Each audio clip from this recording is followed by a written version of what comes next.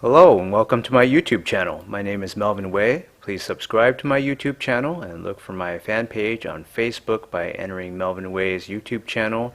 This is a plant growing series on turmeric. I bought this package that has all these little rhizomes in it. It's definitely not as big as ginger, so I'm just going to open this up and look for a suitable piece to plant. And based on all the pieces I've looked at, I was just checking for mold there. There's definitely some that are more suitable looking than the others, and based on my experience with ginger and sunchokes as well, that's just what I'm going by. I'm going to look for ones that seem to have two prominent buds like this, or just any number of buds. This is the only one that has two buds like this. The other ones all seem to be less ripe, so to speak, or underdeveloped. But first things first, I'm going to put all of these in a Ziploc bag that are actually less prone to leak than generic zipper bags. But I guess the brand doesn't matter for such a short amount of time, unless there's an obvious leak, which some more generic ones do if you just let it sit there in, say, the refrigerator or on a countertop for a really long time. So anyway, I'm going to shower some water in and then add some hydrogen peroxide to disinfect and get rid of microbes. So you don't need to add too much water, just enough so that most of these will be immersed when the bag sort of sags like that. And then I'm going to add the 3% hydrogen peroxide. It's normally an antiseptic that you can use to treat wounds. I've never actually used it for that process or that purpose, I think. So I'm just going to pour some in here. It's a strong oxidizer, and it's a molecule with 2 hydrogen atoms, 2 oxygen atoms. It reacts with many other molecules and can break down those molecules or break down by itself just by exposure to natural light and UV. So 2 molecules of hydrogen peroxide can form 2 molecules of water and 1 molecule of oxygen. So it's a very clean and safe substance. It's not dangerous unless it's in a really high concentration, such as 10%. So 3% diluted down to something that's probably around 1% by now hardly does anything. You'll notice all this fizzing going on as soon as you incubate everything, and since all those oxygen bubbles stick to the surfaces of these rhizomes, they start floating around. It's a fun thing to do, and it's entertaining, mesmerizing just to watch it fizz like that. Kind of reminds me of soda. So this will kill any high surface area to volume organisms such as microbes. It'll kill bugs as well. I'm not sure if it's a 100% kill rate for mosquito larvae. I have a video of that about a month ago. But it'll definitely kill microbes, fungi, bacteria, maybe smaller worms, nematodes, and whatnot. But as far as rhizomes this big, it's not going to do anything. It certainly doesn't do anything to human flesh unless you were to soak for a really long time at a very high concentration, or maybe if you sprayed it in your eyes or something. But for the general public, it's a very safe substance to work with.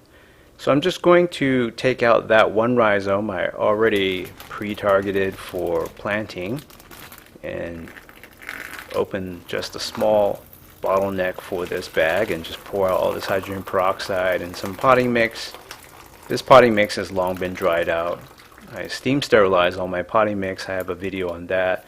Talk about it in many other videos as well, to get rid of all the spider mite eggs or spider mites that might be dormant, and also fungus gnats as well. Springtails are pretty harmless, but I think in large numbers they could also have some undesirable side effects, plus they might gross a lot of people out.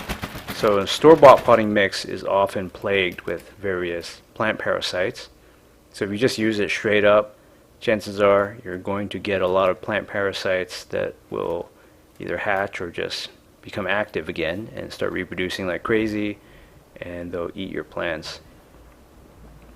So I went through all that in 3 or 4 years ago in previous periods, and I definitely don't want to go through that again. A lot of people are like, how come you're trying to be sterile with everything? Well, if you don't, then you're going to have a lot of problems. So I just put all my fertilizer in a container. This is Miracle Grow. I wrote vegetative growth on the container just because there are two kinds. One is for boosting blooms, flowers, and this is just for generic growth. And the crushed multivitamin that I'm about to put in is to provide for the other macronutrients and all the micronutrients, trace metals, things like that plants need. And it's got a lot of calcium carbonate. That's what vitamin pills are mostly made of, or things like Tums.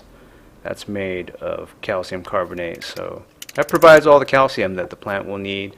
I'm fertilizing in advance because once this thing sends out roots, I want it to immediately have good nutrition. After steam sterilizing my soil, it's largely devoid of microbes, although fungi, mold, and things like that often land very quickly from the atmosphere. They're spores and they start growing right away on anything wet. So it's day 14. I feel like the conditions for that pot have been suboptimal. You can see there's nothing there. This is obviously just an artifact. This 50 Celsius reading of the black plastic being heated by the rays of the sun and getting a temperature reading of that high. But actually on the other side of this bag I do have buds which would not appear if it were ever to reach 50 Celsius.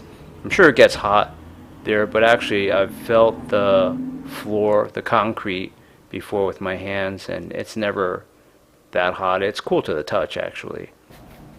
But I think the concrete will radiate some heat during the night and carry out some heat from the apartment building complex and keep those rhizomes a little warmer than they would otherwise be in the wild. So I'm digging in here and it's obvious there are no shoots, so I'm just going to scoop this out. So this turmeric rhizome is perfectly clean. The soil's been sterilized before and nothing happened to the rhizome. There's no rot either, so I think this is a little too dry. I've never used small planters like this before. These were very cheap, just $1 each, and you have to manually drill 4 holes in the bottom. But in this bag, on the other side, everything is clean as well. It's got no mold. If you don't do things in a sterile fashion, you're just going to get a big mold bloom and probably lose many, if not all, of your rhizomes if you're not careful. So a few of these have green buds. One here seems to have generated a new one that otherwise wouldn't be visible. This reminds me a lot of ginger, or growing ginger from rhizome cuttings, which was a series I did 4 years ago. And this one has a very well-developed shoot coming out, but it seems to be pointing in the same vertical direction despite all of these rhizomes lying horizontally in there. It's very interesting.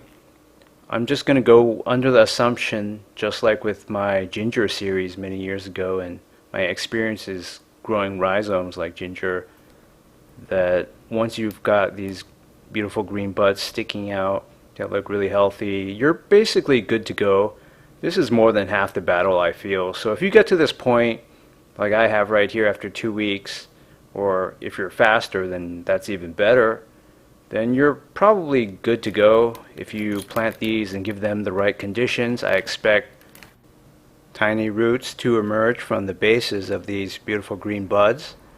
As I observed with sunchoke 3 years ago, under conditions in which I just had them in plastic containers and kept spraying water and had no natural light, I just had artificial light back then. But getting back to this, I want to cover the bud because the roots will emerge from the bases of those green cones, and that's a very tiny distance. So if I just have them exposed to the air, it's going to dry out. These small planters are terrible at keeping moisture despite the ability of this potting mix to really hold on to water. For such a small volume, it just dries out. So I'm going to squirt and water frequently with this fertilizer that's already been dissolved in just a small amount of water in a squirt bottle. I'm going to do this every few days, maybe every 2 days, and you can see some of the green there is being exposed. I'm going to cover that up and make sure the humidity stays at 100%, or roughly so, like it did in the Ziploc bag. And for the rest of these, I'm going to spray in some more distilled water to increase the humidity and put them back.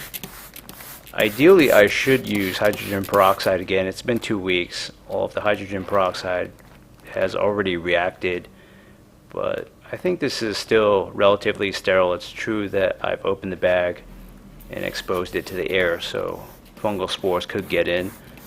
But other than that, it's nice to have a bunch of backups, and I'll get to see them develop in the bag over the next few days and weeks. And if anything happens with this one and it doesn't sprout, then I can go back to the bag. This concludes the first episode of my growing series. Please come back for further updates.